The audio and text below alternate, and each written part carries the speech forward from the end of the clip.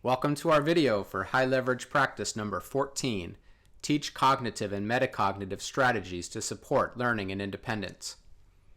There are 22 high leverage practices for students with disabilities spread across 4 domains.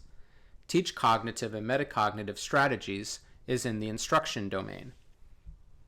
The major source for content in this video is the chapter by Shannon Budden and her colleagues from SUNY Buffalo State College in the book HLPs for Inclusive Classrooms, published by Routledge and CEC.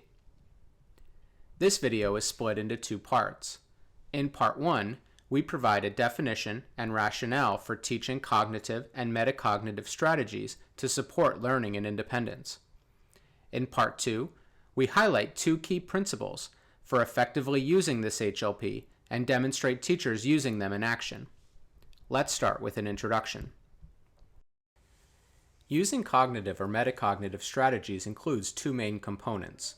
First, students learn strategies to address a specific academic task or social behavioral concern, and then they evaluate the effects of the strategy on their performance.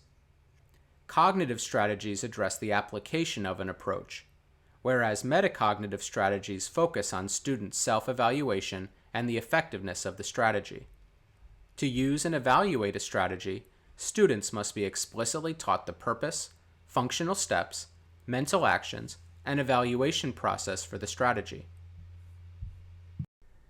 Both types of strategies are used to support student memory, attention, and self-regulation of learning and behavior, and simultaneously help them keep one eye towards how well everything is working. In so doing, the strategies help students become self-directed, independent learners. In other words, when students learn and use a strategy, they are essentially learning how to learn, and then how to use the strategy to execute a skill or process. It's important to note that a strategy in this context is not merely a set of step-by-step instructions, but instead is an instructional technique that can facilitate learning and generalization across a number of situations, contexts, and types of academic content. Strategies can also scaffold success for students across academic and behavioral domains at the same time. Strategies help students become better problem solvers. That is, through learning and using strategies, students become more adept at identifying problem areas, developing and using solutions to address the difficulties, monitoring their learning and progress, and reflecting on how well the solution worked. The teacher plays a critical role in student use of strategies. The high leverage practice of teaching students what, how, and when to engage in cognitive and metacognitive strategy use is the key. Thus, strategies must be explicitly taught in order to be effective. While some students may be able to develop or figure out strategies on their own, students with disabilities and others who struggle often need instruction in specific strategies, including when and how to use them, coupled with practice and feedback. Using the principles of explicit instruction, including clear language, modeling, guided practice, providing feedback, and independent practice, teachers should help students understand what cognitive and metacognitive strategies are, as well as how and when to use them effectively. Please see video number 16 in this series for more information on explicit instruction. In addition to being explicitly taught, cognitive and metacognitive strategies should be embedded in academic and non-academic lessons, so students can experience the various ways in which these strategies are used to learn specific academic content.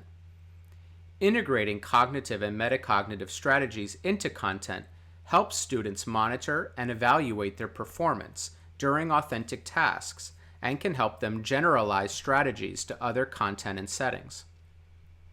One example of a cognitive strategy in mathematics is the solve it method of problem solving.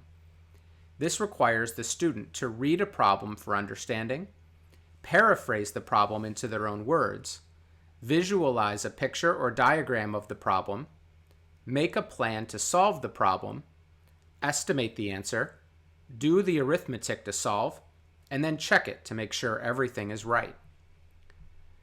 While using the solve it strategy for problem solving, students self-monitor by asking themselves guided questions after performing each step in the strategy procedure. For example, after reading the problem, students are taught to ask themselves, "Have I read and understood the problem?" By asking and answering guided questions after each step in the solve it procedure, students learn to monitor and assess their work. When students use a metacognitive strategy, they self-monitor their learning or behavior and evaluate effectiveness. An example of a metacognitive strategy is self-regulation, in which students learn to organize their thoughts and make decisions about using various skills in order to learn and then monitor progress towards a learning goal. In sum, for Part 1, cognitive and metacognitive strategies are designed to help students become self-directed and independent learners. Teachers have an important role in facilitating this process by including strategies in their instruction and directly teaching students when and how to use them. These strategies, when taught explicitly with modeling and guided practice, have been proven effective across content areas for students with disabilities. Part 2. Two key principles of teaching cognitive and metacognitive strategies.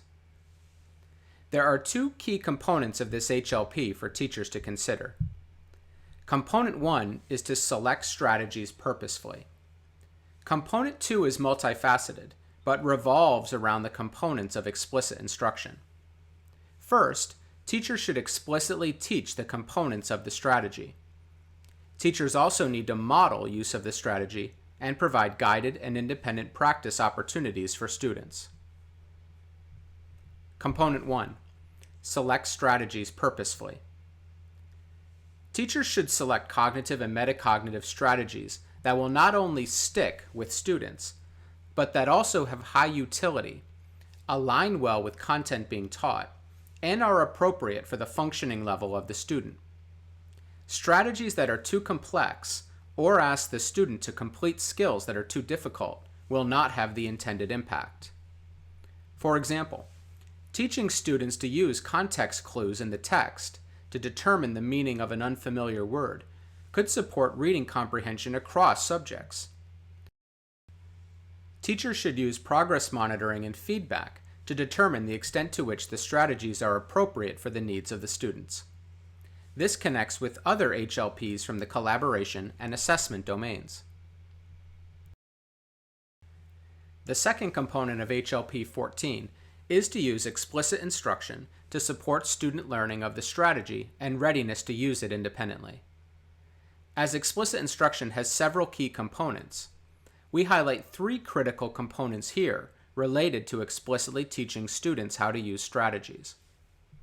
First, teachers should introduce the strategy and explain the specific strategy components.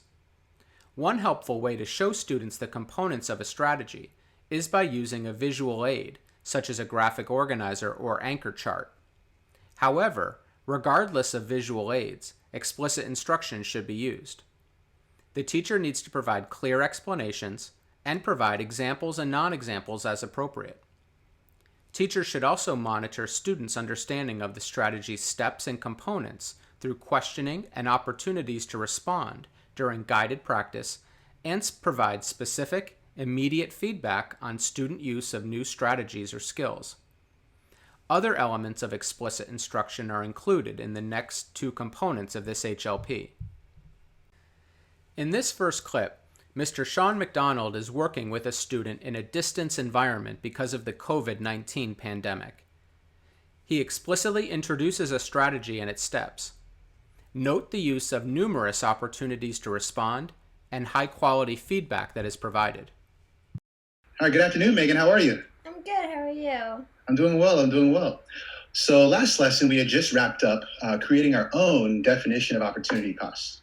Okay, so if you remember, we came up with the following definition, all right? So I'm going to put it on the screen, and we're going to just read, first of all, we're going to just read through it together. Okay. So opportunity cost is? Opportunity cost is the second best choice given up when you make a decision. Great. Thumbs up if you're good with that definition so far. Awesome. So today we're going to identify the opportunity costs of everyday decisions using a specific problem-solving strategy called Are You Asking? What's it called?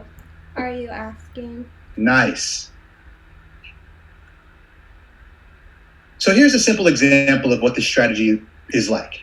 Okay, have you ever watched a YouTube or Netflix video in super HD and then gone back and watched it in like slow definition? Yeah. Okay, how do you think the experience would be different when you switch between the definitions? Well, the better one would probably be better quality of the video, and we'd be able to see things better. Exactly, love it. I love you said see things better. Good inferences there. So Are You Asking is an important strategy because it will help you see word problems in HD. Okay, what I mean by that is it will help you clearly see the question and answer after you've broken down the problem. Okay, so let's do it. Here's a visual to the strategy steps of the Are You Asking strategy. Okay. If you have your graphic organizer, you can also look at it at this time. All right. So Megan, as you see, each letter represents a step in the Are You Asking strategy. Okay. So during this lesson, each step will have a picture that clearly describes the strategy, and you have your organizer as well with you to help you through that. Mm-hmm. Okay. So what's the first step to the Are You Asking strategy? Read the word problem aloud. Exactly. And what the picture shows, how does the picture relate to that step? Well, when you're talking, the volume would show that you're actually like saying something. Excellent observation there. Okay, so let's go to the second step. All right, so the second step is U, which stands for? Underline. Correct. I love that you're also using your visual aid as a reference. Okay, what are you underlining exactly? The choice made. You're underlining the choice made, exactly, the choice that the character makes. This is where you will be able to easily spot the most important event in the story. When a what is made? The choice is made. When the choice is made, excellent. And what will you do once you found where the choice is made? What are you going to do with your pencil? You can underline it. You can underline it, exactly. Let's keep going to the third step. All right, so the third step and final step starts with an A, which stands for? Asking yourself. The asking step, exactly, where you ask yourself, and what are you asking yourself? What second best choice was given up? The second best choice given up. Good. The best part of this step, Megan, is because of steps 1 and 2, you will be able to see the answer really clearly. Okay? So now that we've explained the Are You Asking strategy, let's go ahead and model how to use it, and then we'll practice it on our own. Another key part of explicitly teaching the components of a strategy is for the teacher to model its use. In order for students to see the purpose and application of a strategy, the teacher should provide models. These models can be likened to the I do portion of explicit instruction. For example, one effective way a teacher can model the use of a cognitive or metacognitive strategy for students is by using the think aloud approach to provide a verbal description of what completing each step looks like and demonstrate when to move on to the next step as they work through an example problem. When using think alouds, students observe the teacher using a strategy while narrating the steps to show how skilled problem solvers approach tasks. This supports students' metacognitive ability by helping them understand how to think about their thinking. In this clip, Mr. McDonald provides a clear model of how to use the strategy, but note how he continues to monitor the student's comprehension so he isn't doing all of the talking. Awesome. Okay, so Megan, let's go to the second step. So obviously you see a U with the image, okay? Using the visual tool on our screen, what does U stand for again? Underline. Underline the what? The choice made. Underline the choice that Deontay is making. Good. So I will now locate the choice made, and I can do this best by quickly scanning the paragraph for action verbs. Okay, action verbs like decide, choose, making a decision. So anytime the character is using those actions, that's where I can best find where he's going to make the choice. Okay, so I need to find those action verbs. Another hint is, will Deontay's choice likely be at the beginning of the story or more at the end of the story, do you think? At the end. At the end, exactly. So I'm going to start from the bottom and then move my way up. Okay, so I'm going to start scanning. And look, I found the action verb chooses. So he chooses to stay after school to get extra help for science. Can we go ahead and underline that sentence as the choice being made? Yeah. Absolutely. Excellent. So I'm going to go ahead and underline that. All right. Now let's go to the third and final step. Lastly, it's important to provide guided and independent opportunities for students to practice using the strategy. We can liken this stage of the process to the we do and you do parts of the explicit instruction strategy lesson. Teachers should provide students with guided and independent practice opportunities for each component of the strategy, or, in other words, scaffold the learning of the approach. In addition, students need opportunities to apply the overall strategy that includes all components. As students practice, teachers should provide specific, immediate feedback to let students know how they are progressing towards mastery of the strategy. Giving specific and immediate feedback also allows the teacher to correct mistakes and misconceptions quickly. To learn more about the role of feedback in improving student outcomes, please watch HLPs number 8 and 22, Provide Positive and Constructive Feedback to Guide Students' Learning and Behavior. For the sake of time, we do not include the sample guided and independent practice clip here. Please visit this website to see Mr. McDonald use this element of the practice. You can also see a good example of guided and independent practice in this unedited clip available as part of the HLP video series at this address. In conclusion, cognitive and metacognitive strategies are designed to help students become more self-directed and independent learners.